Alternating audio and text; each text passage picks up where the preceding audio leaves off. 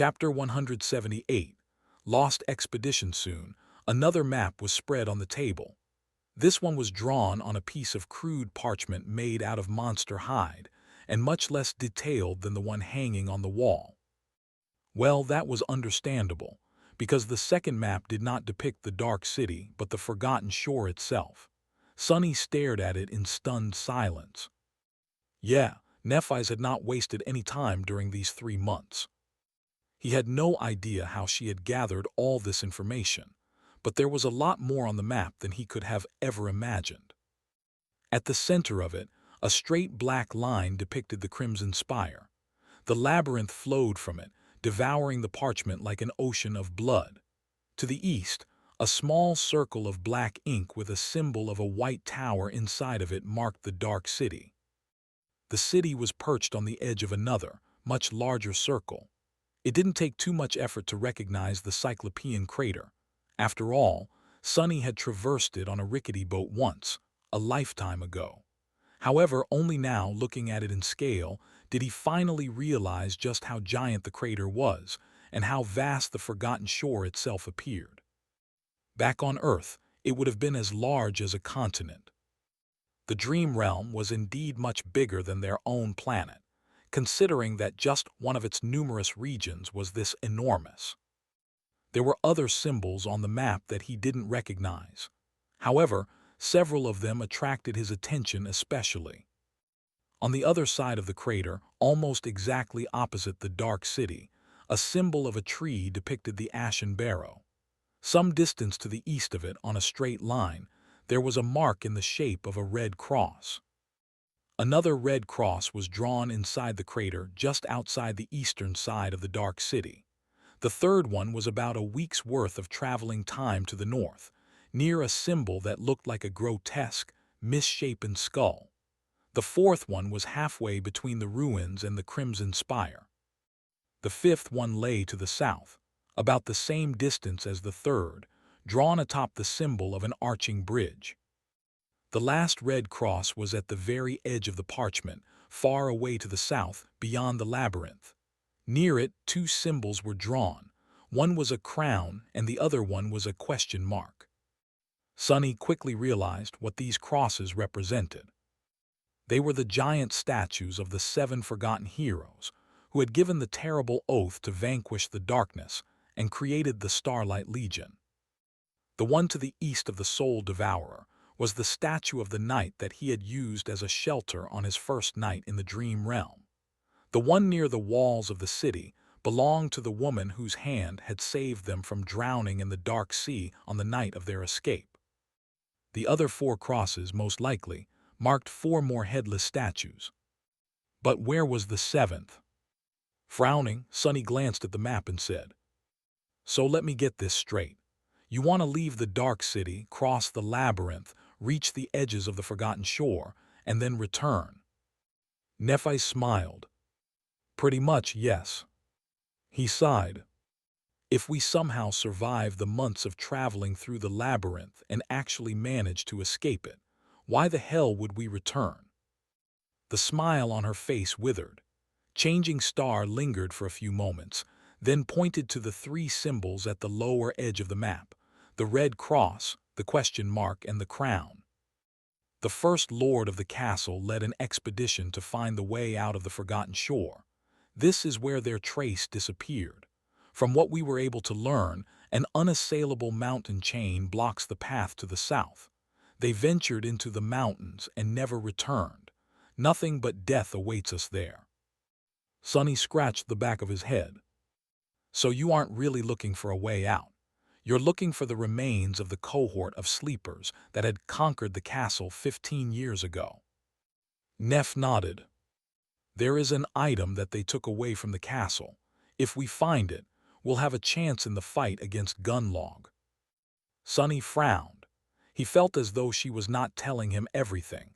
Maybe what little trust remained between them was not enough to share those secrets.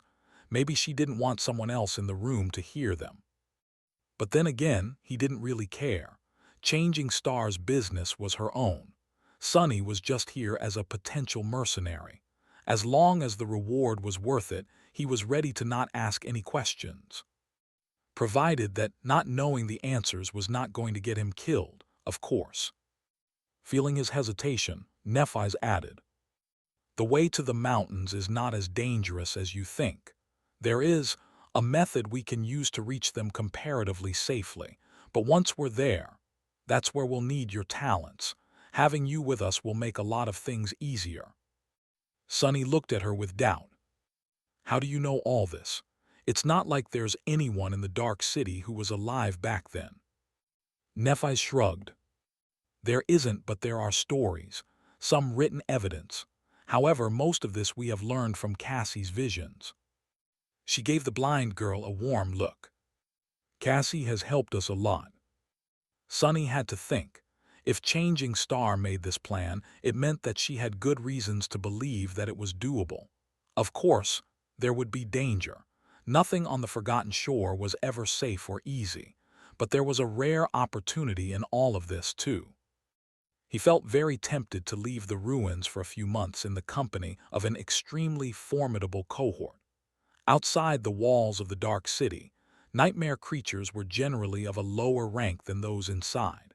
The efficiency of his hunting would be much higher, which would land him more shadow fragments and memories to feed to the Stone Saint. Especially if powerhouses like Nephi's, Effie, and Castor were fighting alongside him. But more importantly, if Cassie was there to warn them of the dangers that they had no business trying to fight. He never forgot how many times her affinity to mysteries and revelations had saved their lives in the past. Like on that awful night when they had summoned a terrifying mimic from the depths of the Dark Sea. With a true seer accompanying them, the most harrowing thing about the labyrinth, the cursed black waters, were not as unknowable and thus deadly anymore. So he was not immediately against the idea, more so because he would be additionally compensated for the efforts. But there was something else that he had to consider. Looking up, Sonny glanced at the people gathered in the room and cleared his throat. I would like to talk to Nephi's alone, please." Most of them just stared at him without moving. Castor, especially, did not seem happy about the prospect. What is it about him and Neph? Why is he so possessive? But after Changing Star gave them a look, they reluctantly stood up and left the room one after another. Soon, Sonny and Nephi's were left alone. He hesitated for a long time before finally speaking. His voice was raw and hoarse. "Neph, why are you doing this? Why are you trying to pull me back? Don't you know how this all will end?" She watched him silently for a while with an inexorable expression. Then she simply said, "Because there's only two people I trust in this world, Sonny. One is Cassie, the other one is you. I only trust you to have my back." He couldn't help but laugh bitterly. "Have your back, Neph. You know what awaits the two of us in the future. This story won't have a happy ending. There'll be only sorrow, pain, and rage. Remember." Changing Star lingered for a few moments. Her face was calm and firm. When the silence became almost overwhelming, she finally answered, "Life is not a story, Sonny. It only ends when you die." He smiled crookedly, not knowing how to answer. "So, will you help me?" Sonny sighed and stood up, glancing at the map of the Forgotten Shore one last time. "I don't know. I need some time to think. I'll take Effie and keep her safe for a week. You'll have the answer once we meet again." She nodded, accepting that condition. Turning around, Sonny forced himself to appear nonchalant and left. As soon as the door closed behind him, his expression changed. "Damn, I forgot to discuss my compensation. It would look really silly if he went back now, right?" "Right." The shadow palmed its face, once again lamenting the stupidity of its master. Once outside, Sonny spent some time finding Effie and Kai. The two of them were in the dining area of the lodge, discussing something between themselves. There was no sign of Cassie anywhere, but he did notice Castor observing him from the stairs leading to the second floor. "Is she avoiding me?" Somewhat disappointed, Sonny landed on a chair next to the two locals he had come to know and gave them a dark look. "What, the two of you know each other?" Kai smiled. "Who doesn't know Huntress Athena? We had a few brushes in the past." Deciding not to inquire what type of brushes he was talking about, Sonny sighed and asked, "Does she know about that peculiar flaw of yours?" The charming young man blinked a couple of times, then said with confusion, "I guess so. I don't make a secret out of it." Great. Of all the people in the world, he got stuck with two weirdos who had no qualms about telling every random stranger about their most hidden vulnerability. Well, if he had a flaw like Kai's, he wouldn't worry about it too much either. Lucky bastard. Since there was no point in pretending anymore, Sonny simply asked, "Well, was anyone in that room lying?" Effie grinned. "Ah, so that's why you dragged Knight along, paranoid much?" Sonny would love nothing more than to ignore that question, but unfortunately, his own flaw was much more restrictive than Kai's. "Not at all. In fact, I think that I'm exactly as paranoid as a person should be, by which I mean extremely, of course." Saying that, he looked at the charming Archer with expectation. Kai hesitated for a few moments. "No, no one said a single lie. Your friends are all extremely honest people, Sonny." "Oh, you poor lamb." Not knowing how to react to that display of naivete, Sonny shook his head and lowered his voice. "Not even Castor?" Kai gave him a nod. No, he was honest too. Was Sonny wrong? Was Castor really just an honest and honorable guy? Was his distrust irrational? Somewhat unsure, Sonny lingered for a bit and then turned to Effie. "Neff and I agreed to continue our conversation in a week. Until then, you'll be under my protection." The huntress giggled. "Wow, that makes me feel real safe. Thanks, Shorty." He grimaced. "Don't you worry. I might not look like much, but wait till you see my roommate." Kai suddenly choked on his drink and paled a little. Reminded of something, Sonny patted him on the back and said, "Anyway, thanks for your help. Our deal is done. See you around, I guess." He was not going to miss this guy one bit. Sonny wasn't winning any prizes with his looks already, but next to Kai, he seemed downright barely above average. The charming Archer looked at him for a few moments, then forced out a smile. "Yeah, it was nice to make your acquaintance, Sonny. I can honestly say that spending time with you is an unforgettable experience." With that, he glanced at Effie with something that resembled pity, rose and left. The two of them were left alone. The huntress looked around with a weary expression, and then asked in a neutral tone, "So, when do we leave?" Sonny didn't hesitate. "Right now. Honestly, I can't wait to get back to the ruins. This place, it gives me the creeps." Effie gave him a strange look, then shrugged. "Sure, no problem. Let's ditch this scary place and go hide in the ancient cursed ruins.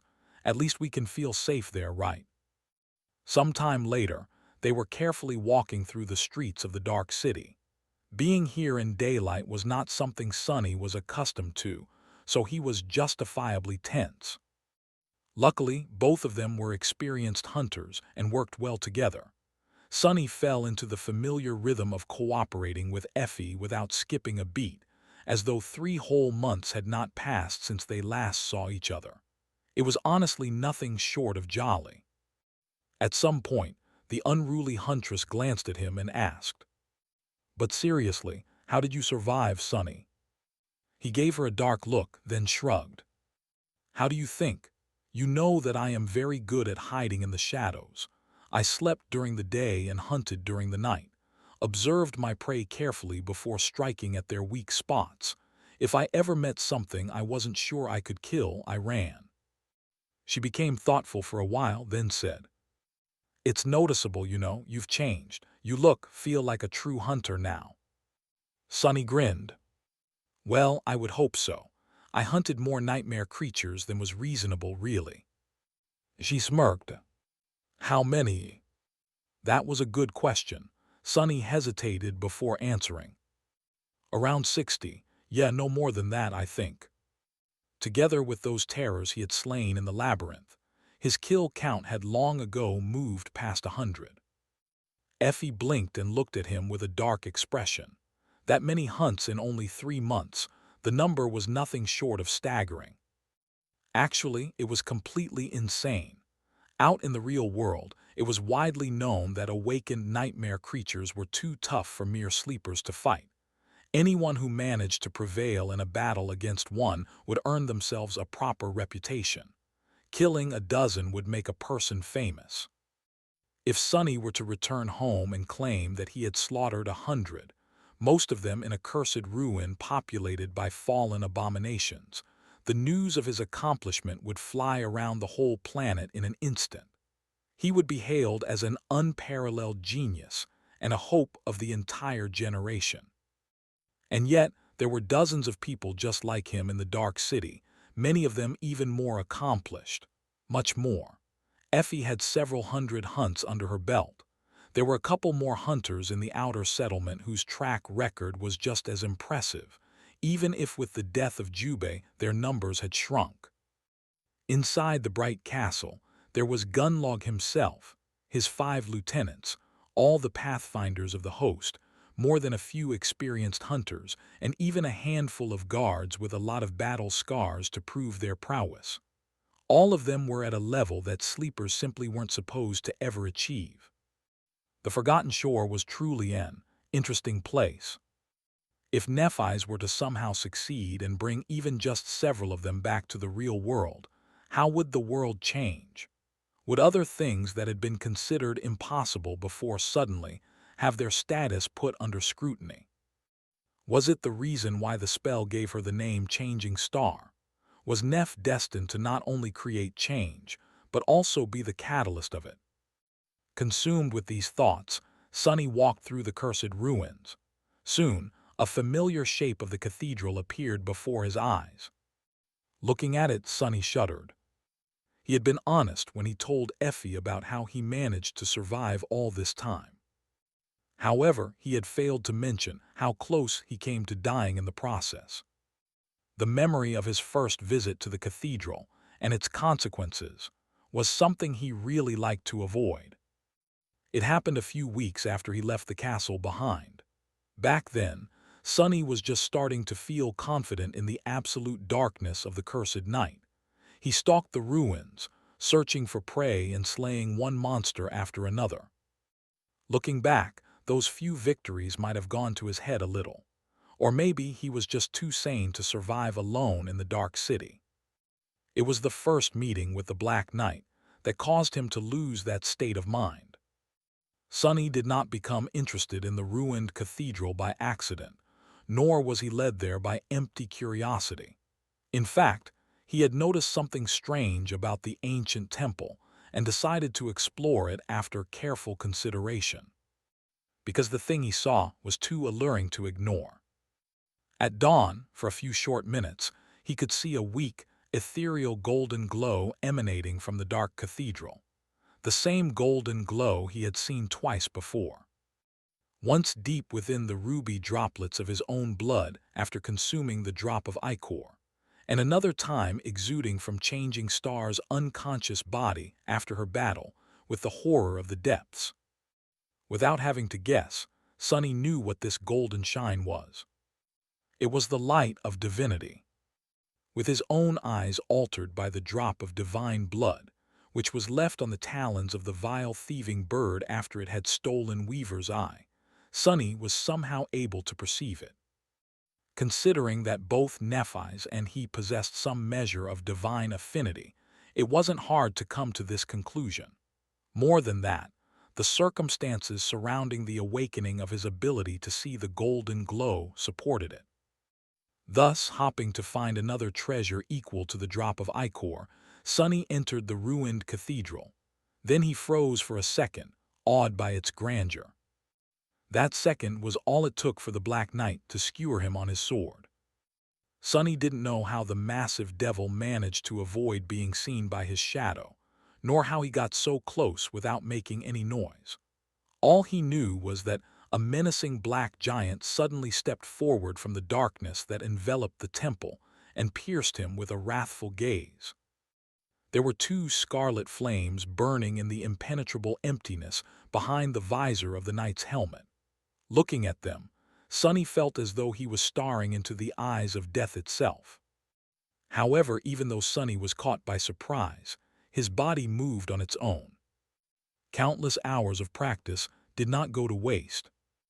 In the end, it were the reflexes that Sonny had engraved into his muscles and bones that saved his life, even if only by a hair's breadth. Because of his quick reaction, the massive greatsword of the evil creature did not cut him in two. Instead, it simply disemboweled him. Feeling a blinding pain pierce his abdomen, Sonny staggered and looked down, only to see a river of blood flowing from his stomach, which was cut wide open. The red ropes of his intestines were clearly visible in the terrible wound, already on their way to falling out. The horror of seeing something that should have been inside of him moving to the outside was much more powerful than the excruciating pain of his flesh being torn apart.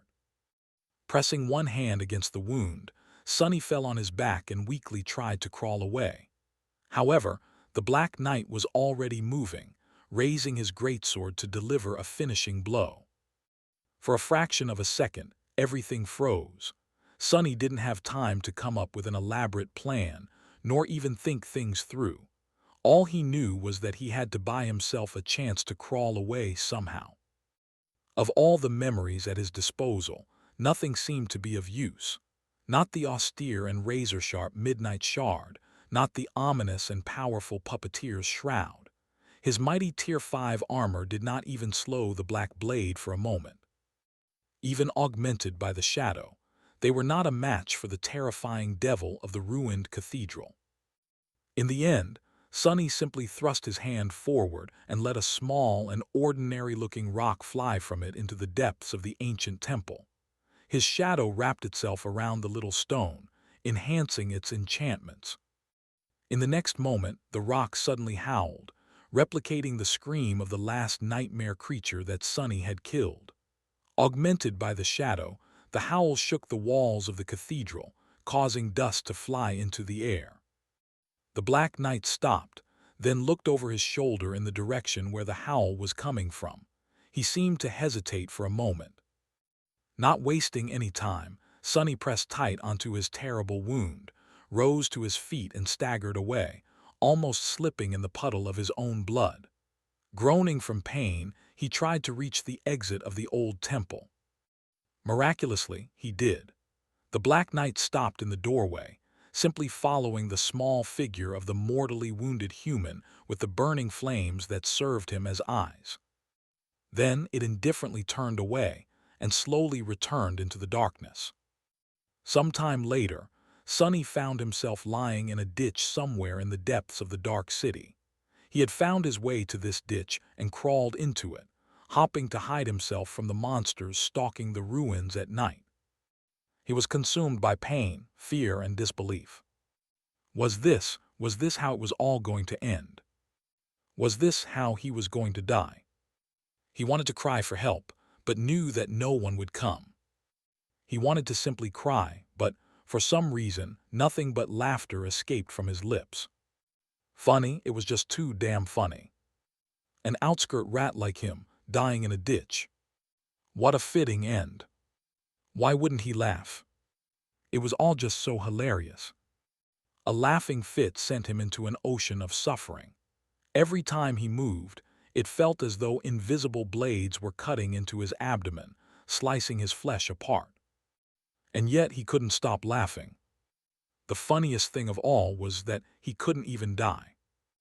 No matter how much he bled, his tenacious blood refused to give up. Guided by blood weave, it desperately tried to repair the damage done to his body. However, the damage was just too extensive. Even augmented by the shadow, the blood weave couldn't contend with it. In the end, he was locked in an endless cycle of excruciating agony, not quite alive but also unable to die. Yet, Minute after minute, hour after hour, nothing but pain and suffering drowned his consciousness, until something inside simply cracked. Who wouldn't have gone mad? Through the fog that clouded his mind, Sonny hazily realized that the sun had come up, then disappeared again. This happened a few times until he finally let out a quiet sigh. Enough was enough. He couldn't take it anymore. It was time to give up. He had a good run, really. But how could anyone endure all this? He wanted to die. He was ready. Are you really ready? Sonny thought for a bit, and then suddenly bared his teeth. Fuck no. He was not ready. Give up. Never. He was never going to give up. He refused to give the world the satisfaction of devouring him, not unless it choked to death on his soul. No, I'm not going to die. I'm going to live. I'm going to thrive. I'll be the last one standing, no matter what. With that thought, he summoned the midnight shard and gripped its hilt with the last bit of strength left in his body. Memory enchantments, unbroken. Enchantment description. This blade refuses to be broken, and thus is durable beyond reason. It will greatly enhance the power of its wielder when they are close to death, however only if the wielder is unwilling to surrender. Responding to his vicious promise, the ancient blade finally opened the gate to the well of power hiding somewhere deep within his soul. Instantly, a torrent of energy filled his body with dark resolve. The power given to Sonny by the Midnight Shard enhanced the healing factor of Blood Weave, allowing it to just barely keep him from slipping over the edge of death while it slowly began to repair his ravaged body. And as long as he was almost dead, the effect of Unbroken continued to feed Blood Weave with power, creating another cycle. A virtuous cycle, a cycle of unbroken will to survive. This was how Sonny was able to live through his first encounter with the Black Knight. However, while his body eventually healed, the wound dealt to his mind remained. Days later, after Sonny finally crawled from that ditch, he was never quite the same. And he never forgot the debt he owed to the Black Knight. One day he was going to kill the bastard, no matter the cost. And now, approaching the cathedral months later in the company of Effie, Sonny felt like that day was drawing closer. Perhaps he really should agree to participate in Neff's expedition, as long as she helps him repay that debt. There was a lot to think about. Effie's voice tore him away from these thoughts. Sonny, are you all right? He shook off the harrowing memories, hesitated for a bit, and then smiled. Of course, never been better. Here we are, by the way. Welcome to my humble palace. The huntress looked at the grandiose cathedral with doubt. Here, you live here. Sonny remembered his first nightmare and shrugged. What can I say? I have a weak spot for ancient temples. Effie regarded the cathedral for some time, then glanced at Sonny with doubt. I know for a fact that nothing comes out alive from that temple. Are you sure that this is where you live? With a carefree smile, Sonny shrugged. The fact that Effie knew about the danger hiding inside the ruined church did not surprise him. Even if it was situated outside of her usual hunting grounds, she had extensive knowledge of the Dark City, some from her own exploration, some from sharing information with other hunters. Dead tired and longing to return to the peaceful silence of his home, he didn't waste any time and told her about the Black Knight who guarded the cathedral. The unruly huntress scratched the back of her head. So, there's a fallen devil inside. He's the roommate you were talking about. Sonny gave her a nod. The bastard endlessly patrols the ground floor and kills anything that comes through the doors. However, if we enter through the roof and stay hidden, we can reach my living quarters without any problem. More than that, nothing will bother us once we're there, because the bastard never comes that way and obliterates anything that tries. Effie was silent for a while, then grinned. So you basically have a devil for a butler. Pretty smart. Sonny chuckled. Was that a compliment? For a doofus like you. Ah, there it is. Once they climbed up to the roof, there was a slight problem. Sonny failed to consider that the hole in the tiles that he used to enter the cathedral, while wide enough for his small frame, would be too tight for the tall and robust huntress to crawl through. Looking at the narrow gap between the massive plates of dark marble, Effie gave him a gloomy look. However, before Sonny could come up with an alternative plan, she simply bent down, grabbed one of the incredibly heavy plates and moved it aside.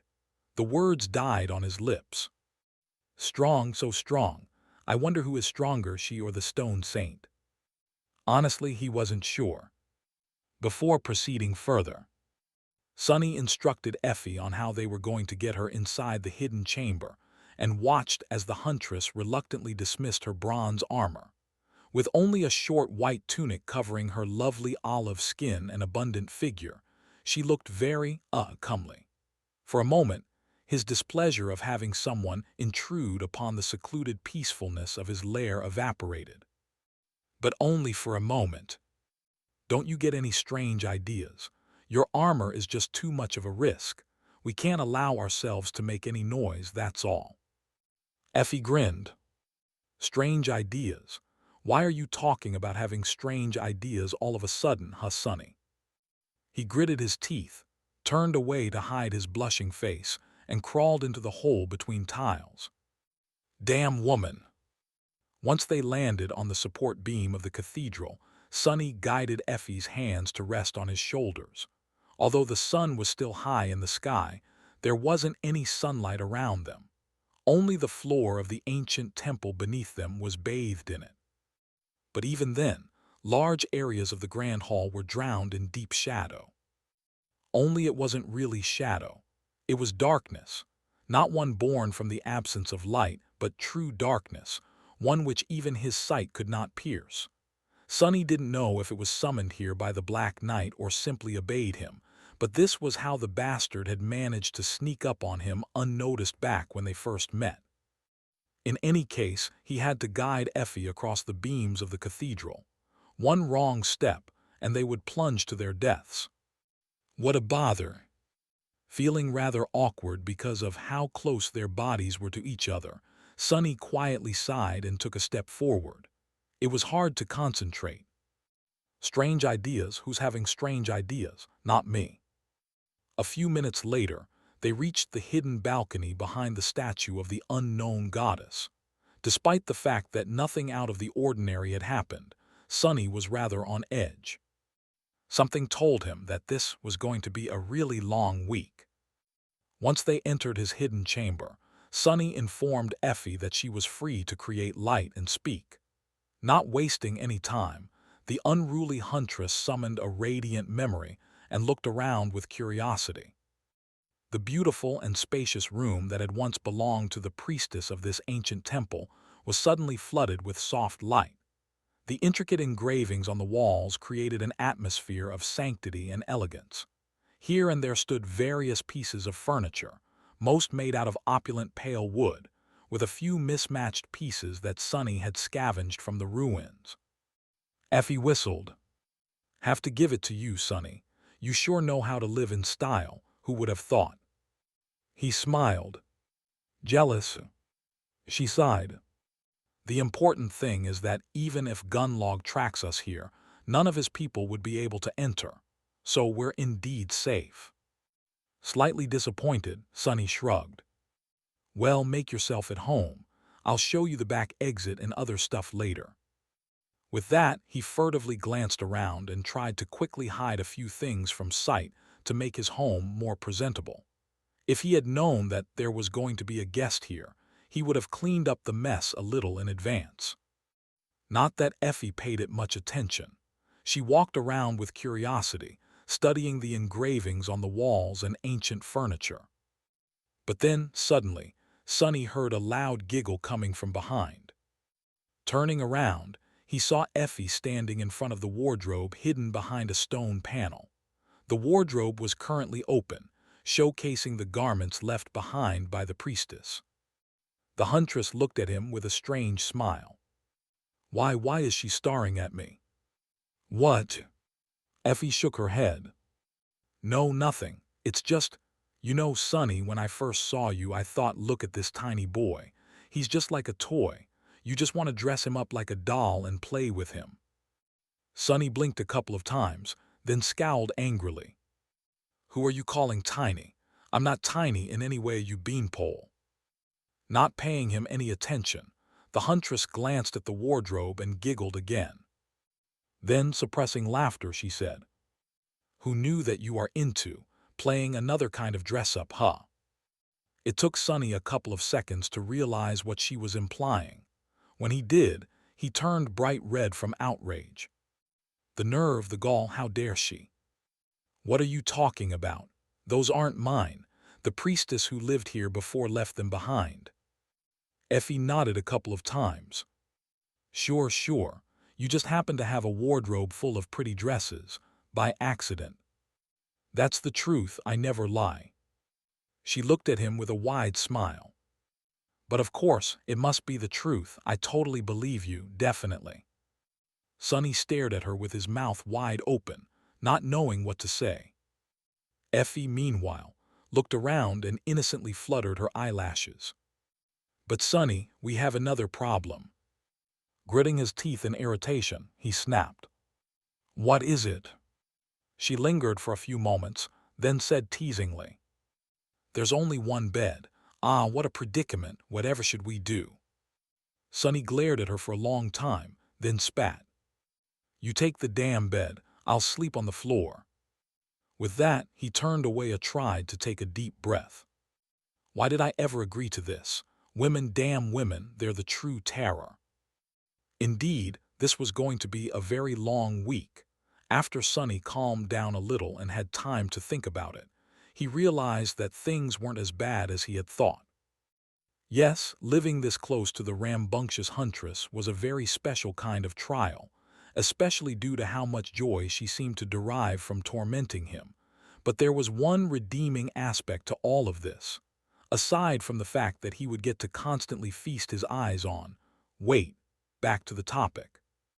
It was that Sonny was a nocturnal creature. He didn't have to sleep on the cold floor or interact with the vigorous huntress that much, because he would be asleep during the day and out hunting during the night. The window of time when they would both be awake and stuck in the hidden chamber together was not that large. More than that, Effie had brought enough food to satiate her unnatural hunger in that bottomless bag of hers, so he didn't even have to feed her. So hosting her was not going to be as bothersome as he had initially assumed. After showing the huntress around and enduring several more good-natured jabs, he finally had some time to himself. Finally, sitting down in a remote corner of the chamber, he closed his eyes and dove into the soul sea. As always, the tranquil sea met him with calming darkness and peaceful silence. Not paying any attention to motionless shadows that stood at the edge of the visible part of it, not even to gaunt and pitiful Harper, he walked over and stood beneath the black sun of his shadow core. Then Sonny summoned the stone saint. Hey there, darling, guess what? I brought dinner. Before commanding the memories he had purchased with the help of Kai down, he quickly glanced at the runes surrounding the taciturn monster. Shadow Stone Saint. Shadow rank awakened. Shadow class monster. Shadow attributes battle master stalwart spark of divinity. Shadow fragments 6/200. Only 6 fragments, and she was already so strong. He couldn't wait to see his monster grow even more ferocious. Not wasting any more time, Sonny summoned the first memory, a strange sword with a stupid amount of useless gems embedded into its blade, for some idiotic reason, and handed it to the shadow. She took the sword without showing any emotion and ruthlessly shattered it with her gauntlets. Your memory has been destroyed. Sonny made a face. Why, thank you, spell. I wouldn't have guessed if it weren't for you, so helpful. 2 torrents of ethereal sparks entered Stone Saint's body, and were absorbed by the dark embers burning in the depths of the living shadow that hid in her body. Stone Saint has grown stronger. Was it just him, or did the spell sound a bit hurt? Well, tough. I didn't hear you complaining when Neff was promising to rip you to shreds. He grinned and glanced at the runes again. Shadow fragments, 7/200. Satisfied, Sonny summoned the next memory. The process repeated itself. Stone Saint has grown stronger. Stone Saint has grown stronger. Stone Saint has grown stronger. As the number of shadow fragments saturating the core remnants inside his pet monster grew, his mood continued improving. This was the best feeling ever. Shadow fragments, 8/200. Shadow fragments, 10/200. Shadow fragments, 11/200. Finally, after the 9th memory was consumed, the runes describing the number changed to 20 out of 200. The Stone Saint looked considerably stronger already, remembering the changes that happened to his own body after his first few kills. Sonny could more or less gauge how much her condition has improved. The increment wasn't really that substantial, but in battle, the tiniest advantage could often decide everything, especially considering that it was going to be doubled by the augmenting effect of his indispensable but impudent shadow. All of this was just a prelude anyway. The main event was yet to come. Full of anticipation, Sonny called the onyx armor down. If his calculations were correct, this relic alone should give the Stone Saint 12 shadow fragments, almost as much as the 9 lesser memories combined. The jet-black suit of ancient plate armor appeared in the air in front of him. Surrounded by the lightless vastness of the silent sea, the feeling of dark grace it emanated was even more pronounced. Sonny clicked his tongue. Ah, what a beauty! It was almost a shame to destroy it. Almost. Slightly reluctant to part with the ancient armor yet, Sonny read the runes describing it. Stev was right. Even the spell couldn't make sense of the damaged memory. Memory M unrolled. Memory rank. Memory tier. Memory type unknown. Memory description PR First Army Shed Bone. Memory enchantments. Many of the runes were missing, and those that did appear refused to coalesce into any sort of comprehensible words. However, Sonny did notice a few of the strange runes that made his head hurt, the same ones present whenever the spell mentioned the mysterious unknown. Just as I thought. The armor was clearly connected to the same tribe of nightmare creatures that the Stone Saint had belonged to before becoming a shadow. The origin of the strange living statues was tied to the unknown, so it was logical to assume that the onyx armor had something to do with them too. Well, no matter. He knew that this memory was severely damaged when he bought it. Sonny was never planning on using it anyway, only feeding it to the saint. Time for dessert. With a wide smile, he pushed the beautiful black armor to the stone monster. However, the smile soon froze on his face. Because the Stone Saint did not move to take and shatter the armor like she did with all the other memories. Instead, she simply turned her head and looked at it, the hue of the crimson flames burning in her ruby eyes ever so slightly changed. It was almost as though they were filled with the tiniest shadow of sorrow. Come on, eat it. But no matter how much he tried to get the Stone Saint to destroy the armor, she refused. The living statue just stood there and did nothing. After a while, disappointed, Sonny stared at the onyx armor and sighed. Well, serves him right. To be honest, he had a slight inkling that this would happen. Nevertheless, Sonny had decided to buy the armor anyway. It's not every day that you stumble upon a Tier 6 fallen memory, even if it's damaged beyond your ability to repair. Perhaps he would don it one day. If Nephi's would actually manage to open the path to the gateway, and he would somehow find himself among those lucky few to reach it alive and become awakened. Until then, the awesome black armor was pretty much useless. With a deep frown, he left the Soul Sea and summoned it into existence. Soon, The armor appeared on the floor of the hidden chamber. Effie looked at it with interest. "Wow, what is this?" Sunny lingered for a long time, and then finally answered. "A decoration, I guess." The huntress raised her eyebrows. "Really? Well, what are you staring at me for?" He gritted his teeth.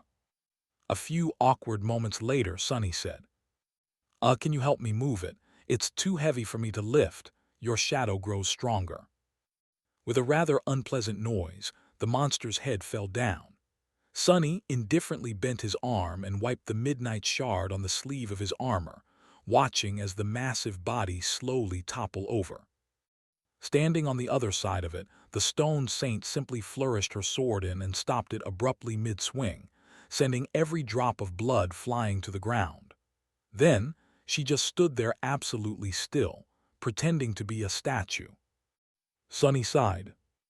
"That's a cool trick. I should learn it." Honestly, cleaning his blade on the puppeteer's shroud was not very fair to the Tier 5 armor. He felt guilty. "Watch my back."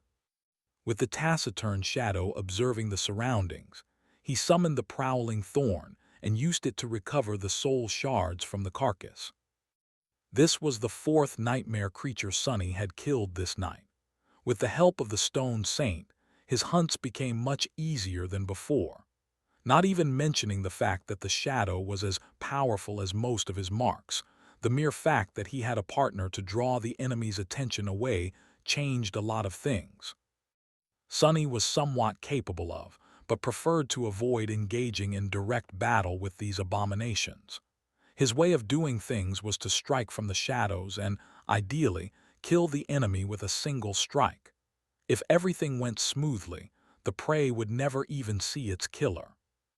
Of course, such a hunting method required a lot of cunning, patience, and preparation.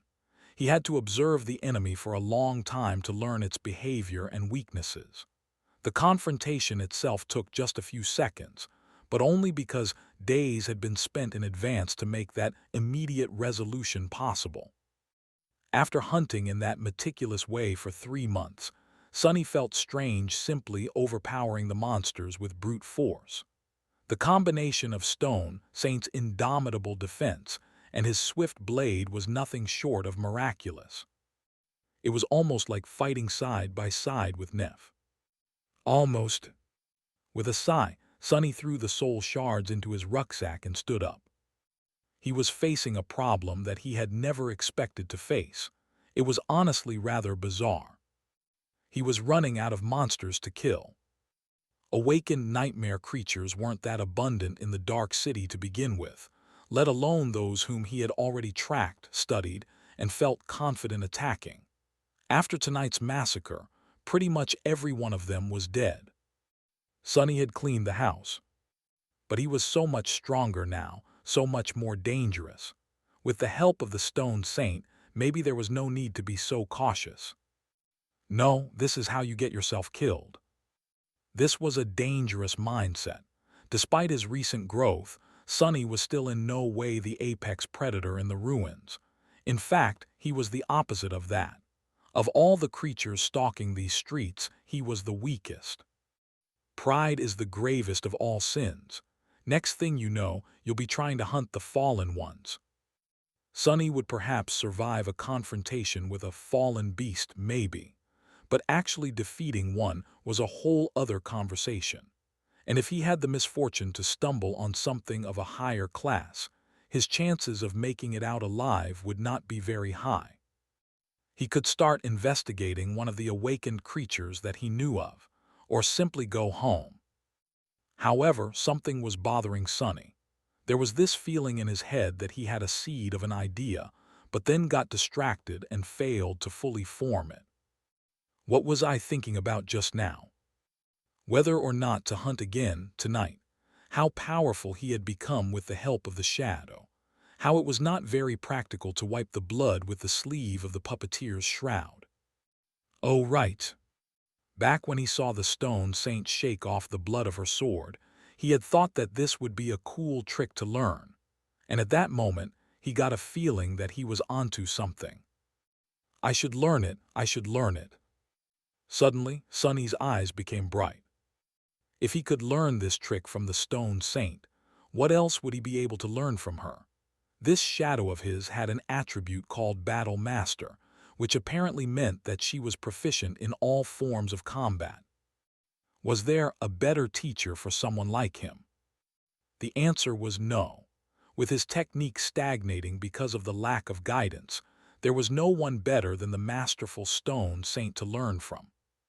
Suddenly excited, Sunny summoned the taciturn monster back into his shadow and headed home. By the time he returned to his hidden lair, Effie was already awake.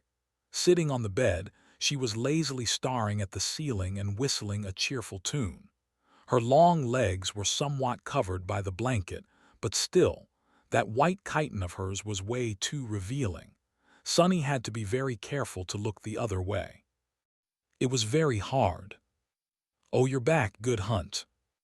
Instead of answering, Sunny walked over to his chest, glanced at the huntress with suspicion, and opened it. Then he poured the contents of his rucksack inside.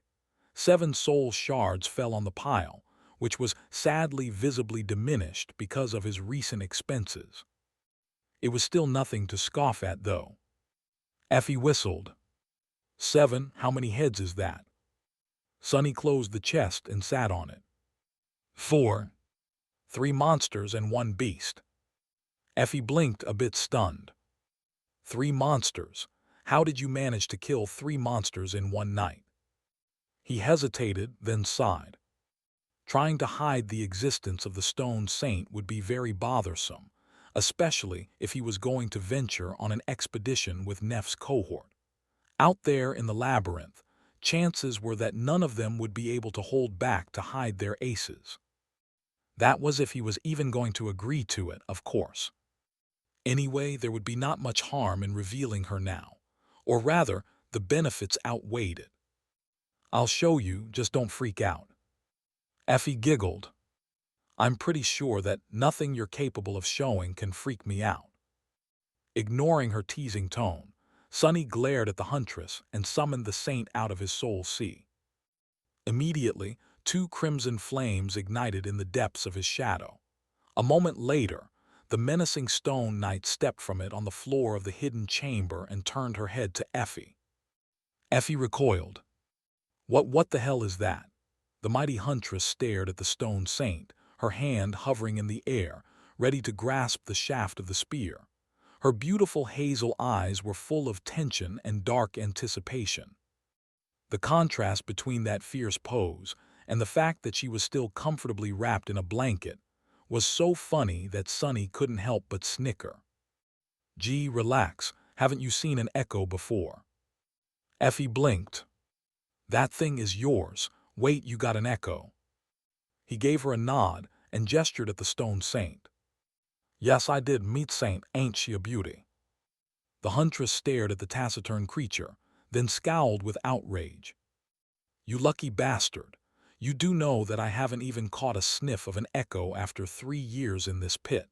How dare you get one before me, huh?" Sunny laughed. "Actually, this was my second echo. The first one got killed in the labyrinth." Effie glared at him for a long time, then shook her head with an expression of utter dejection. Finally, she turned to the shadow and studied her. "Wait, is she what I think she is?" Sunny nodded. "Yeah." The huntress stood up from the bed and, leaving the blanket behind, walked barefoot around the stone saint. She studied her from all angles and then said, "How the hell did you manage to kill one of those things and survive?" Sunny, who had found himself involuntarily studying Effie from all angles as well, blinked a couple of times and shrugged. "Actually, they got wiped out by a group of fallen. It was an epic clash, to say the least. I just happened to be there in time to finish one off, and here we are." Effie stared at the shadow with admiration. "What class is she?" Sunny smiled. "Awakened monster, but I watched her kill 2 fallen beasts, so I'd say she's an elite among her peers. Anyway, you can see how it's not impossible to hunt 3 monsters in one night with her by my side. I studied them in advance, of course. That's why we were so fast in dealing with them." The huntress crossed her arms, thought for a bit, then gave Sonny a strange look. "Why are you showing her to me? With how paranoid you are, I'd expect you to keep such a treasure hidden." He stood up, lingered for a moment, then said, "With what I have planned, showing her to you is sort of a requirement." Effie grew silent, then gave him a mischievous smile. "Ah, sorry to disappoint. Don't get me wrong, I'm up for all kinds of fun. But Sonny, nightmare creatures is where I draw the line." He frowned, not quite getting what she was talking about. Then his eyes widened. What kind of a degenerate are you? Training, I wanted to use her for training." The unruly huntress blinked innocently. "Training? Sonny, there's nothing wrong with being a bit inexperienced at your age. In fact, it's quite charming. You don't need to resort to this kind of thing, you know." "Inexperienced? Who are you calling inexperienced? I'm plenty experienced. Wait, crap, what are we even talking about?"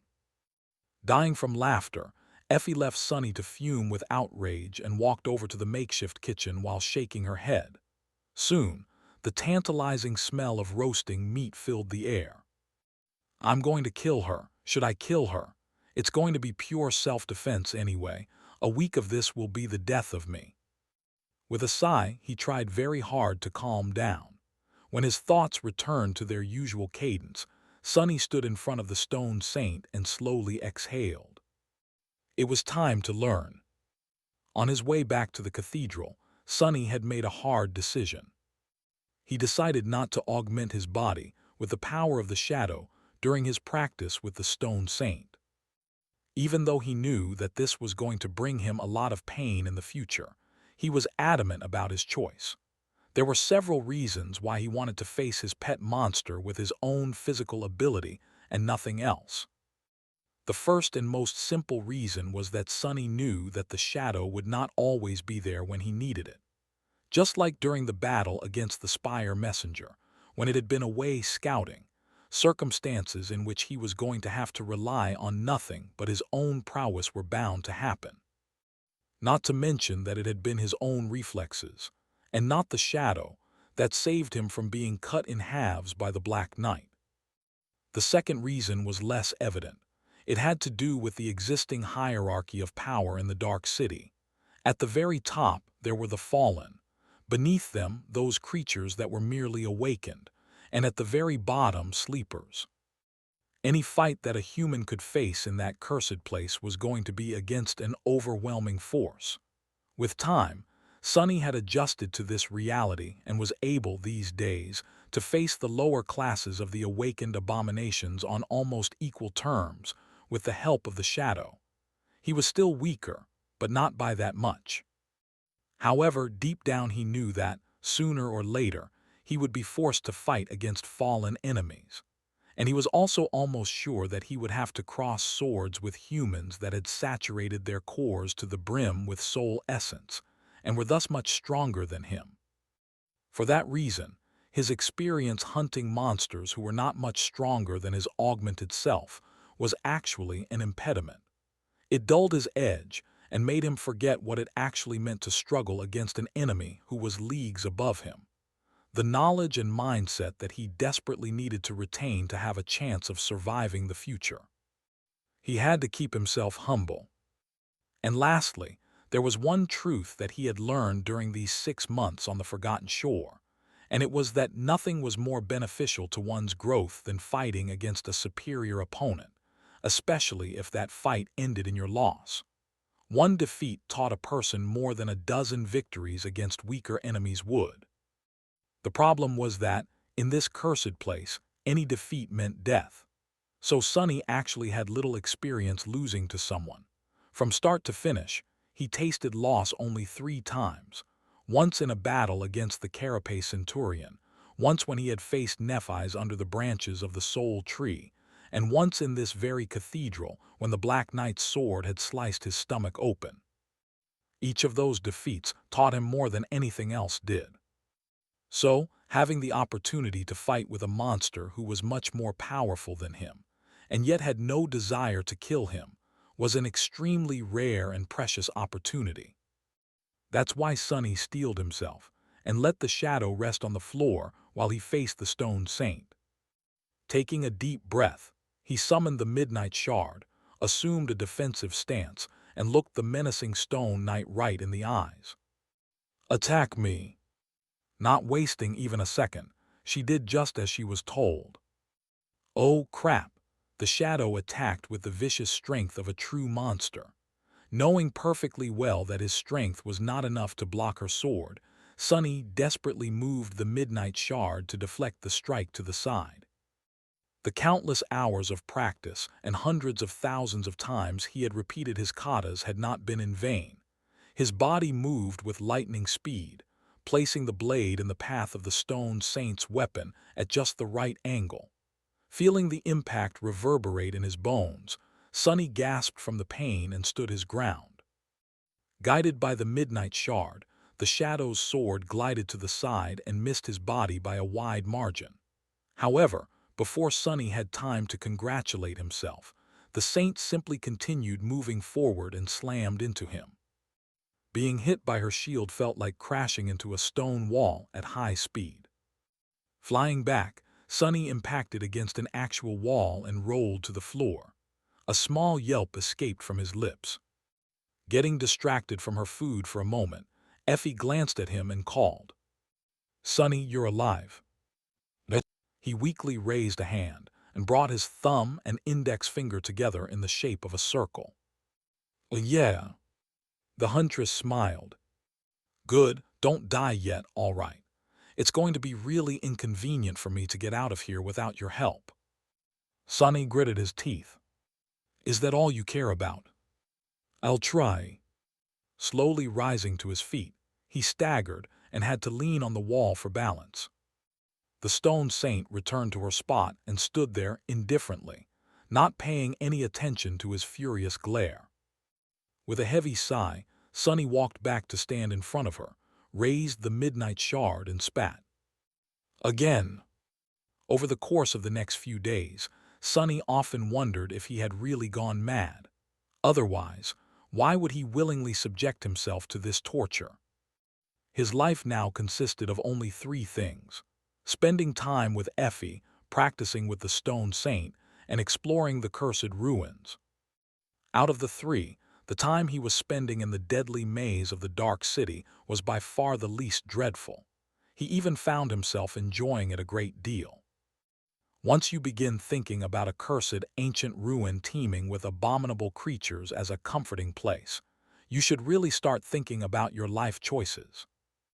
And yet, Sonny knew that he was on the right track. Painful as they were, his training sessions with the menacing shadow had turned out to be even more advantageous than he imagined. Every bruise, every cut, every drop of blood that he spilled was making him stronger. After a long period of stagnation, his technique was finally improving again, and it was doing so with notable speed. The best thing about it was that he had not even scratched the surface of the immense didactic potential of the Battle Master attribute. For someone like him, who had never received a formal education in combat, it was simply a boon. It was a hidden treasure. Back when he had observed the shadow in the fight against a carapace centurion, he had noted her distinct battle style. The taciturn creature fought with the firmness of stone, combining flawless defense with devastating offense. Each action was efficient and perfectly calculated, with blocks, dodges, and deflections leading into deadly ripostes. It was solid, indomitable, and inevitable. However, this was not the only battle style that the Stone Saint was perfectly proficient in. Rather, it was something that she used based on her current weapons and opponents. Back when her original fought against two harrowing fallen beasts, her style was reckless and brutal, disregarding any form of defense in favor of an endless onslaught of vicious attacks. Although there were some foundational similarities between them, these two techniques were vastly different. It seemed as though she was able to switch between countless styles to suit the situation. Sonny couldn't wish for a better sparring partner. His own style, or rather, the kernel of one that had been given him by Nephi's, was flowing and unpredictable. It focused on adaptability and making it impossible for the enemy to anticipate your next move. The more Sonny fought against the Stone Saint, the more he realized how extraordinary it actually was. However, it didn't mean that this style couldn't be improved. In fact, Sonny suspected that it was actually designed with the intention of being able to incorporate various elements from other sources. If so, it was a perfect foundational style to learn. All of this made him wonder where this strange style had come from, and if Changing Star had taught him its basics for a reason. In any case, he was determined to make sense of it, improve his mastery of the things he had already learned, and begin to incorporate elements of Stone Saint's stark technique into his own. However, this was easier said than done. At first, fighting against the menacing shadow appeared to be almost impossible. Every time he gave her the command to attack, he would inevitably end up on the floor in mere moments, groaning and consumed with pain. His whole body was bruised black and hurting terribly. If not for the tenacious enhancement of the blood weave, Sonny did not know if he would have been able to continue. Or at least continue at an acceptable rate. With its help, however, the speed of his recovery was considerably faster. It was almost inhuman. Because of that, he was able to train more intensely and for longer periods of time. Just as he had expected, every defeat taught him something new. Losing to a superior opponent was the best way to improve, indeed. Back in the real world, many people were foolishly obsessed with their pride and lived for nothing but to achieve victories against others. Not Sonny, though. He was perfectly content with losing time after time, as long as he continued to become stronger with each loss. The only person he wanted to defeat was the version of himself from the last fight, over and over again. Just like that, he had slowly begun to put up at least some resistance to the Stone Saint. At first, he was happy with being able to deflect one attack, then two, then several. Before too long, he stopped counting the number of attacks and started counting the number of seconds he remained on his feet. It was just a couple at first, then 4 or 5, then a dozen. Finally, he was able to fight with the menacing Stone Knight for vast amounts of time, sometimes even up to a minute. Even Effie seemed to be impressed. She usually paid little attention to his training, but after some time, Sonny noticed her glancing in his direction more and more. At first, he thought that the unruly huntress simply enjoyed watching him suffer in his suffering, but then he realized that she was actually trying to learn from his mistakes, too. Sonny didn't mind. His movements slowly became more confident, purposeful, and precise. His body, while damaged and bruised, was brimming with strength and agility. He was maturing. It was then, when his spars with the shadow turned less one-sided, that Sonny noticed something strange. And when he did, everything changed. It took Sonny a long time to perceive the anomaly for several reasons. To begin with, it was so subtle that it was almost impossible to notice. His whole mind was concentrated on the thoughts of battle technique and styles, and still, he only saw it by accident. The second reason had to do with his decision to face the Stone Saint without the augmentation of his aspect ability. Because of it, the shadow had nothing to do. It returned to acting as a proper shadow and obediently repeated his every movement while he fought. The last reason was Effie, or, more specifically, the fact that she had brought a source of light into the hidden lair, making the shadow actually visible. Because of this unlikely combination of events, Sonny was able to see it. He was in the middle of a fierce battle against the Stone Saint, sweat and blood trickling down his battered body.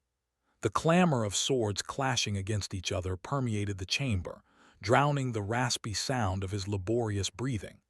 Deflecting another blow, Sonny swiftly crouched and let the edge of the creature's shield whistle through the air above his head.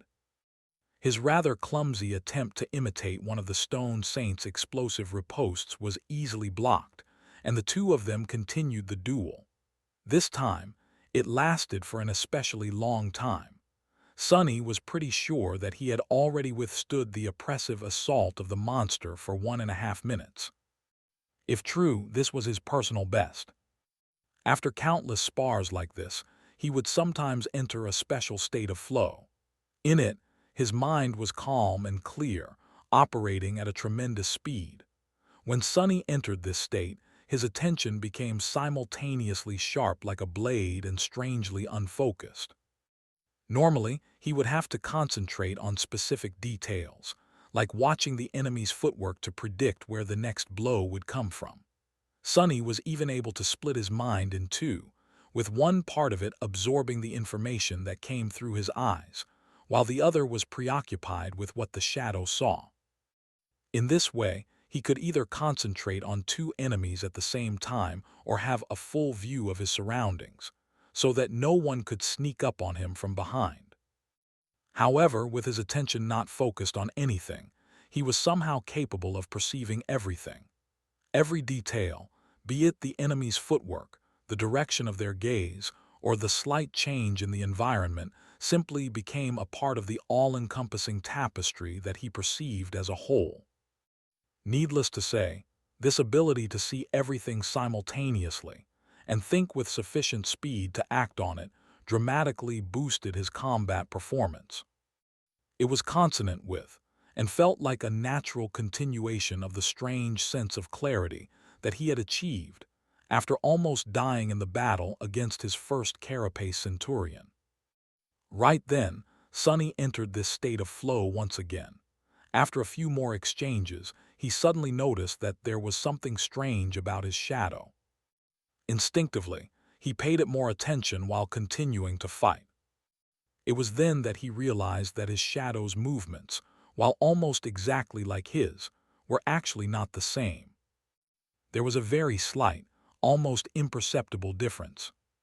But he could feel something vast and profound hiding in this tiny divergence. Stunned, he slowed down and stared at the shadow. What did I just see? Sonny was so stunned, in fact, that for a moment he completely forgot where he was. In the next second, the rim of the stone saint's shield hit him in the chest, sending him flying at the wall once again. Sonny crashed into the cold stones, fell to the floor, and weakly groaned. Ouch, that one hurt. However, he immediately forgot about the pain. Sitting up, Sonny stared at his shadow with wide eyes. This is. What did he see? The shadow's movements, while exactly like his own, were also different. It was as though a light ignited in his head, or rather became drowned in shadows. Sonny suddenly had an epiphany. This revelation was so astonishing that he almost cried out loud. The divergence between him and his shadow was not random, nor was it chaotic. It was consistent and harmonious, hinting at a deeper meaning. And that meaning was that his shadow had a battle style of its own. Sonny only saw a glimpse of it through the slight discrepancy in their movements. If someone didn't know the shadow as well as he did, they would never notice anything. Even he only saw it by accident. What he saw wasn't enough to discern anything about that battle style except for the fact that it existed. He was also able to sense its essence. It was flowing and insidious, shapeless and ever-changing like the shadow itself. This description was so close to its nature that Sonny felt it was safe to assume that the movements of the battle style were not something the shadow performed on purpose, but rather a manifestation of its innate quality. Did his shadow have a battle art fused into its very being? It is an invaluable helper, he whispered. If this was true, then Sonny had just found the answer to the question that had been tormenting him for the last few days. While the battle style entrusted to him by Nephi's was versatile and deadly, and the technique of the stone saint was indomitable and oppressive, they were not his own. No matter how much he practiced them, he felt that there was something missing. Individuality. Only by creating a style of his own would Sonny be able to become equal to the best fighters out there. Until then, he would always be just an imitator. Of course, creating a true battle style was not something that a novice like him was capable of doing. More than that, there was a difference between knowing that the mysterious shadow style existed and actually understanding what it was. But still, it was a beginning. If he learned the secret hiding inside his shadow and combined it with the flowing adaptability of his current style, what would the result be? Standing up, Sonny spat a mouthful of blood, wiped the sweat off his brow and walked over to his tormentor, the stone saint. Raising the midnight shard, he gritted his teeth and said, "Again." Soon, the clangor of swords resounded in the hidden chamber once more. Only this time, Sonny paid close attention to his shadow. Trying to learn the secrets of the shadow was a very slow process. Sonny could only see glimpses of the mysterious battle style while fighting against the Stone Saint, and doing so usually required his full attention. As long as he wasn't fully concentrated on his opponent, their clashes ended in mere seconds, making so that there was nothing to observe. But when he concentrated on the battle at hand, he couldn't really pay any attention to the shadow, which in turn eliminated the possibility of observing it. Finding the right balance between the two tasks was not easy, not to mention painful. Every time he failed, a new bruise appeared on his body. And yet there was progress. Although Sonny was still unable to peer into the depths of the battle art, he was slowly beginning to get a feel for it. His shadow was more treacherous, fluid, and malleable than he was. There was a hint of a graceful cadence to its movements that lacked in his. It was as though it was performing a dance, a shadow dance. Frustrated by the lack of a breakthrough, Sonny wanted to push himself harder, but had to stop himself. Even considering the tenacious effects of the blood weave, his training regimen had already brought his body to its limits. He needed to preserve its condition if he was going to join Nephi's on her long expedition. Unless he wanted to enter the labyrinth while crippled with exhaustion and injuries, of course. What Sonny failed to realize due to the lack of experience, and the fact that he had been mostly self-taught, was that this accomplishment had already made him an outlier as far as humans went. Most novices weren't even able to master the superficial aspects of different battle styles, let alone recognize their fundamental traits for what they were. They simply followed the rules without understanding them, regarding styles as something indubitable and rigid. Only the most experienced fighters had enough understanding of the essence of a battle art to attempt to manipulate it. So he was already far ahead of the curve. But since Sonny never had a proper mentor, he had no idea that he was trying to accomplish something that an average human would never be able to do. His only point of reference was Nephi's, who was an absolute outlier herself. If renowned masters of combat arts were to learn that a self-taught youth from the outskirts had managed to dismantle two incredibly complex battle styles into basic elements and assemble them together to better suit his tastes, while also trying to learn a third one from his shadow, they would be stunned. However, Sonny just thought that he was unsuccessful and incredibly slow. Maybe I'm just stupid. Picking himself up from the floor, Sonny sighed and wiped the sweat off his forehead. Then, he glanced at the stone saint and leaned on the wall. "You're done for today." Effie was nearby, dying from boredom. Watching Sonny torture himself was her only way to entertain herself in this dark room. Well, that and torturing him herself, among other things. Whatever. He gave her a tired nod. "Yeah, I think so. It's already dusk, so I'll probably rest for a bit and go out." The huntress narrowed her eyes. "By the way, I wanted to ask, how do you even know what time of day it is? There's no windows here and we can't hear the sea yet." He glanced at her with a gloomy expression and reluctantly answered, "The shadow of the Crimson Spire, I can feel it."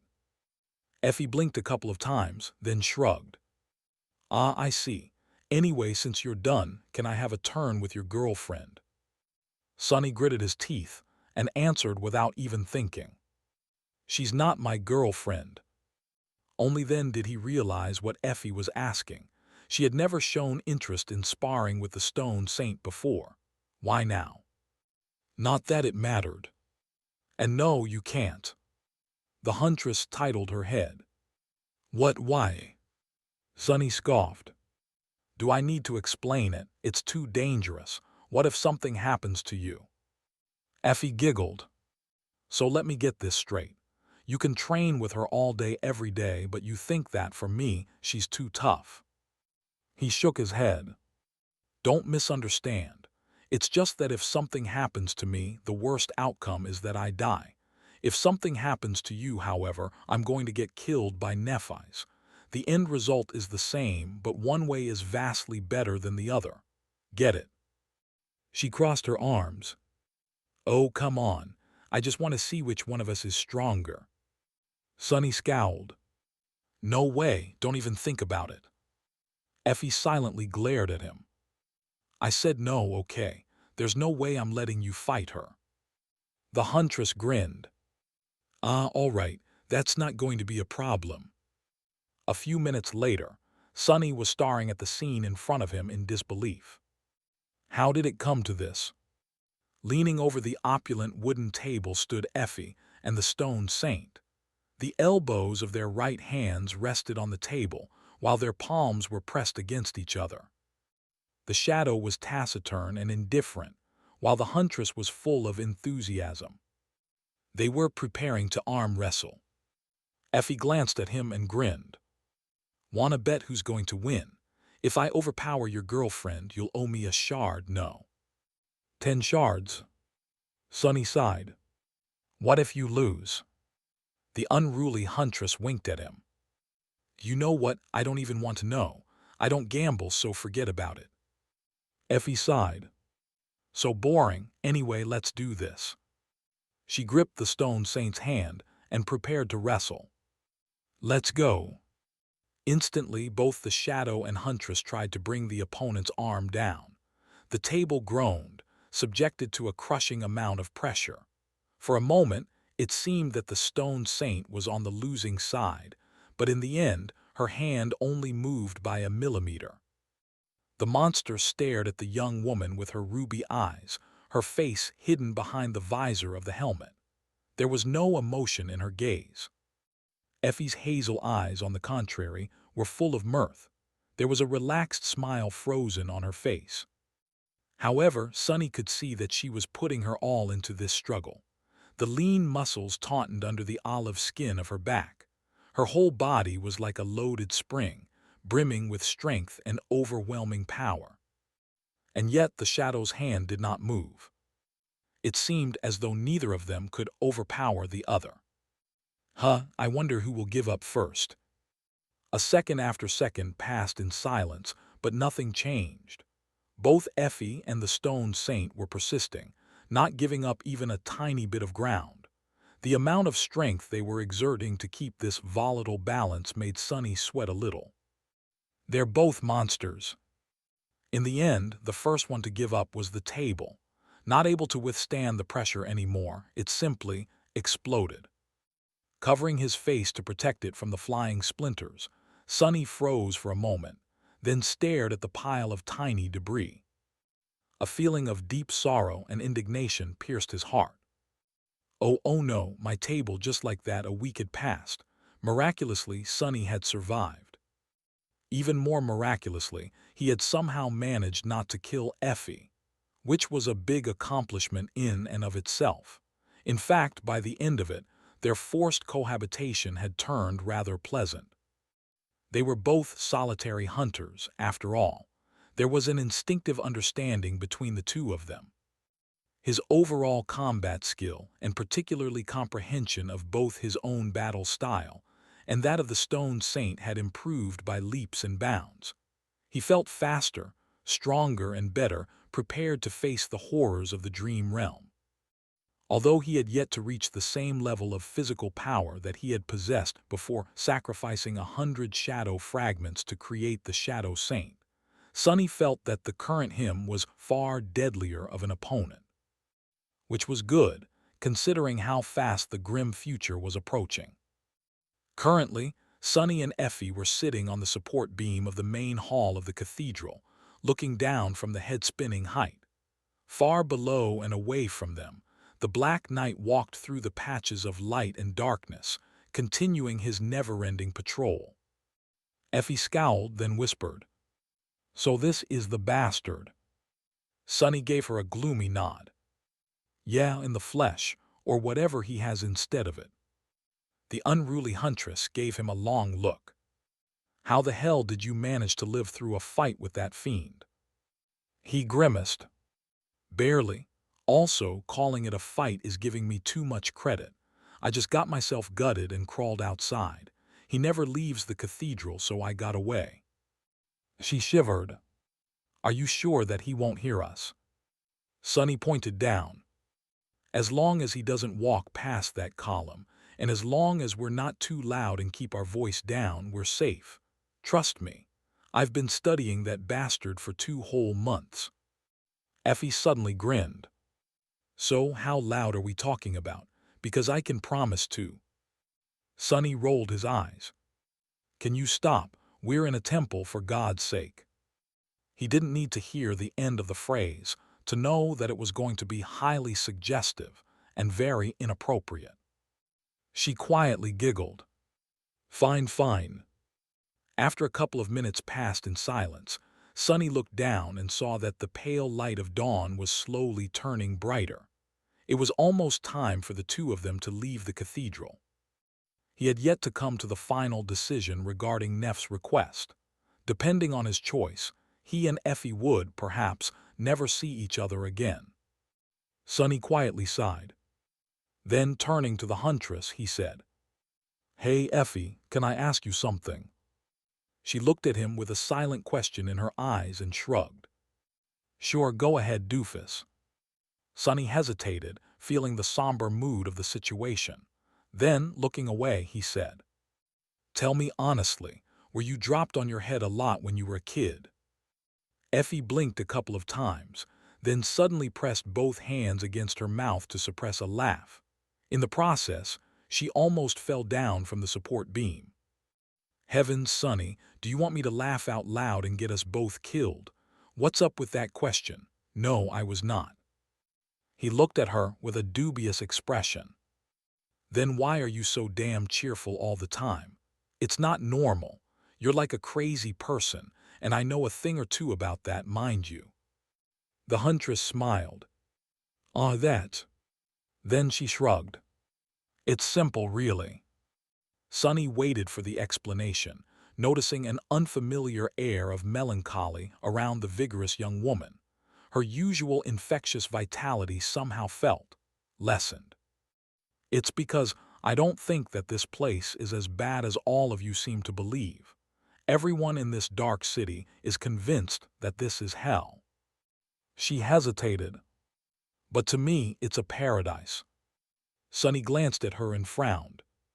"How so?" Effie sighed.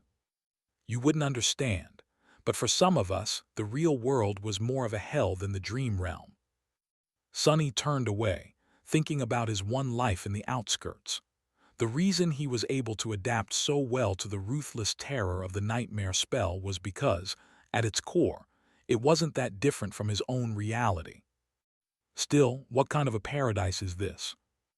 A sad smile appeared on the young woman's face. "The only kind we deserve, I guess." Then she looked at Sonny and asked, "Say, Sonny, you're from the outskirts, right? So you didn't receive a lot of education, I bet." He shook his head. She chuckled.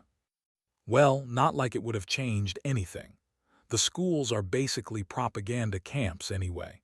They teach kids some useful stuff, but also turn them unable to ask questions and blind to the truth." Sonny raised an eyebrow. "The truth?" Effie gave him a nod. "The truth that our world is dying. Well, not the world, really.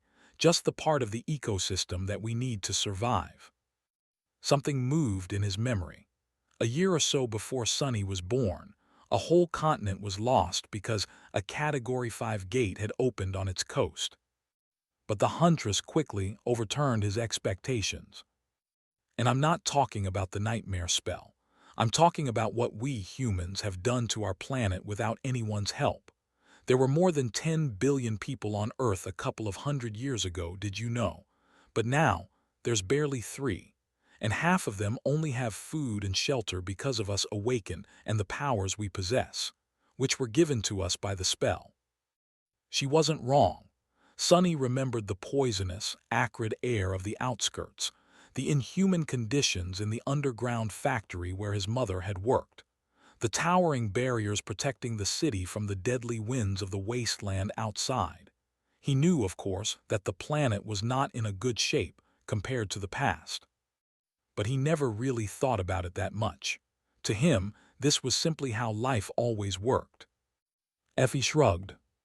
Who knows how many of us would still be alive without the spell? I honestly don't know. But if you ask me, I think that one day in the future, more people will believe that this realm is a paradise, just like me. On that ominous note, she stood up and stretched her whole body, making Sunny hurriedly look away. Damn pure thoughts, Sunny. Anyway, it's already morning. Time to meet up with Princess and the others. Let's go. Soon they were standing in front of the cathedral. The morning sun was slowly crawling through the sky, washing the ancient city in its pale light. Sunny and Effie did not have to wait long before Nephi's and her companions appeared from the ruins. Sunny blinked. There was Changing Star herself, Castor, Cassie, and Kai. What the hell was he doing here? Once the 4 sleepers approached and greeted them, Sunny immediately stared at the beautiful young man. Knight, why are you here, buddy? The archer smiled. I'm very happy to see you too, Sunny, my friend. Lady Nephi's has asked me to join her on this expedition, and after careful consideration, I have decided to agree. Sunny blinked a couple of times. All right, I know that I'm crazy, but when did you lose your mind too? Kai looked at him with a strange expression. Wait, crazy? What do you mean you're crazy? Sunny sighed. Don't worry about it, I'm not really crazy, that much. Then he turned to Neph. About your request, I'm ready to join the expedition, but on one condition. I will not become a part of your cohort. Rather, you can provide sufficient compensation to acquire my services. Nephi's looked at him for a while, an inexorable expression on her face. Then she said in an even tone, Do you have something in mind? Sunny grinned. As a matter of fact, I do. Behind us you can see a magnificent ancient cathedral. Inside that cathedral lives a creature which is called the Black Knight. He's a fallen devil. In return for my help during the expedition, I want your help after it is concluded. Once we return. He paused for a moment and then added, I want you to help me kill him. A dead silence fell on the small square. After a while, Castor finally spoke, an expression of subtle shock on his face. Sunny, did you perhaps misspeak? We are only sleepers after all. How are we supposed to kill that Black Knight of yours, a nightmare creature of his rank and class? Sunny's grin widened. Then, with an immense feeling of vindication, he looked at Castor and said, It's just a fallen devil. The expressions on the faces of Castor, Effie, and Kai were simply priceless. Sunny had to stop himself from laughing out loud. His shadow, however, did not. Luckily, it had no vocal cords, so all it could do was hold its stomach and shudder silently. Hey, you, behave yourself. Meanwhile, Nephi's just looked at him, the corner of her mouth slightly curled upward. After a while, Castor was finally able to answer. Just a fallen devil, did you say, Jay? However, Changing Star interrupted him. Glancing at the cathedral, she simply shrugged and said, This is acceptable. Everyone became silent. They simply stared at Neph with bewildered expressions. With some satisfaction, Sunny nodded and said, Don't be so quick to judge. We won't be going into that battle unprepared. I spent months studying the bastard. I know his every ability, every trick, and every weakness. More than that, If you can't even handle someone like him, how are you going to challenge Gunlog?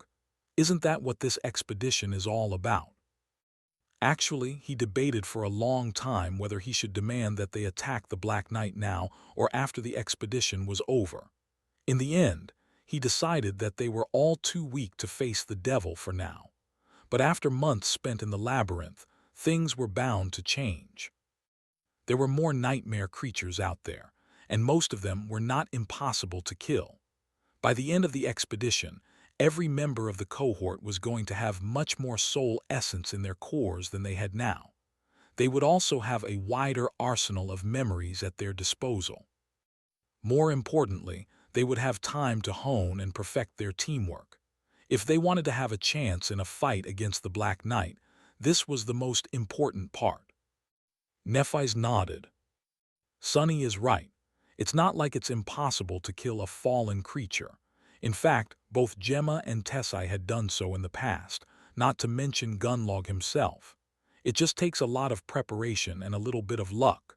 By the end of this, we should be able to take on a single devil and win, provided that we learn its secrets in advance. Sonny smiled. Exactly. Oh right, speaking of preparations. While everyone was looking at him with confusion, well, except Cassie, of course, he took the rucksack off his shoulders and placed it on the ground. Then he opened it, revealing the soft shine of numerous soul shards. Welcome to Sonny's brilliant emporium. This here is around 50 soul shards, each of them of the awakened rank.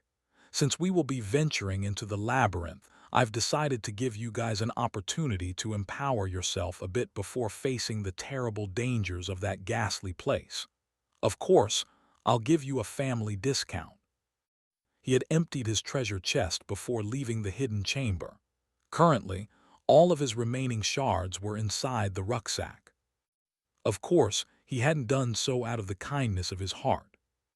Sonny never had any money and so, understandably, didn't know a lot about how to handle it. But one thing he did know was that rich folk never allowed their riches to sit idly. Even money had to work to create more money once it fell into the hands of the wealthy. In the language of rich people, this was called an investment. By investing his shards into the cohort, Sonny was increasing his own chances of making it back alive. No matter how hard he thought, he couldn't imagine a worthier cause. Plus, he wasn't going to just give the shards away for free. The rules of the Emporium are rather simple. You give me memories, I give you shards. I don't care about how powerful or useful the memories are. In fact, the worse, the better. Any useless junk you have gathering dust in your soul sea will do. If you don't have any, no problem. You can just promise to give me a memory in the future, once you receive one in the labyrinth. He smiled at the members of Nef's cohort. Not bad, right? No need to thank me, really. Kai stared at the shards, then raised his eyes and looked at Sonny. Sonny, buddy, please forgive my bluntness, but why do you need all these memories? What a good question, Sonny grinned. You see, how should I put this? Let's just say that there's a beauty I know who just can't get enough of them, if you know what I mean. Saying that, he winked at the pretty archer. With a strange expression, Kai turned away and shook his head. However, after this performance, no one else asked any questions. In the end, Sonny was able to exchange his shards for 5 memories. Nephi's distributed the shards between the 5 members of the cohort, with each of them getting 10. This was a boon equal to slaying 10 awakened beasts. After absorbing the shards, all 5 of them were going to receive a significant boost to their power. As far as deadly expeditions went, this was the best start possible. Without wasting any time, Nef, Cassie, Effie, Kai, and Castor absorbed the soul essence from the shards. While they were busy doing that, Sonny silently dove into the soul sea and fed the memories he had received to the Stone Saint. Stone Saint has grown stronger. Stone Saint has grown stronger. Stone Saint has grown stronger. Satisfied, he summoned the runes and glanced at them. Shadow Stone Saint. Shadow fragments, 27/200. Then he looked at his own. Name sunless. True name lost from light. Rank dreamer. Shadow core dormant. Shadow fragments, 318/1000. Not bad. Looking south, he smiled darkly and wondered. How much would these numbers increase by the time he returned to the Dark City? It had to be by a lot. When everyone was done absorbing their shards and getting accustomed to the changes caused by the sudden influx of soul essence, the cohort was ready to move out. The 6 of them headed south, cautiously traversing the cursed city. Nephis was walking in the front of the party. Her stark black and white plate armor contrasted sharply against the gray stones of the ancient ruins. A step behind her, and to the right was Castor, clad in a polished scale mail that glistened in the morning light like the skin of a silver dragon. To her left was tall and powerful Effie, clad in the archaic bronze armor with a white chiton beneath. A few steps away, wearing his elegant lamellar armor made out of burnished brown leather, walked Kai. On his back, there was a quiver full of heavy arrows. Cassie was walking beside him, her light tunic and bright cloak just the same as before. However, now there was a sheath with a graceful rapier attached to her belt. At the very back, with an unhappy expression on his face, was a pale young man with messy black hair and a ragged light armor made out of dark gray fabric and black, lusterless leather. He was periodically lowering his gaze and grimacing, as though unaccustomed to being in the sun. Of course it was sunny. Their journey to the edges of the forgotten shore had begun. Sunny was walking at the back of the cohort, but his shadow was scouting ahead. Without it by his side, he was rather uncomfortable. I wonder if I can summon the stone saint while it is away. How have I never thought to check it? Without both his shadow and his shadow, Sunny felt almost naked. At least he had other people with him, including 3 powerhouses, Nephis, Castor, and Effie. Come to think of it, he had never seen Kai in action. The beautiful archer didn't look like someone extremely dangerous, but Sunny wasn't deceived. Weak people did not survive on the Forgotten Shore for years. Especially not if their aspect ability made them the perfect person to venture outside the Dark City. With his unique aspect ability, Kai had to fight against the type of terrifying creatures that Sunny knew very little about. 2. The flying abominations that lived in the clouds, like the spire messengers. Scary. Speaking of Kai, Sunny hastened his steps and caught up to the charming young man. Glancing at Cassie, who did not seem like she wanted to say anything to him, he frowned for a moment and then turned to Nightingale. "Hey there, Knight, how's life?" The archer looked at him with a friendly smile. "Oh hey, good I guess. I mean the weather is nice." Sunny blinked a couple of times.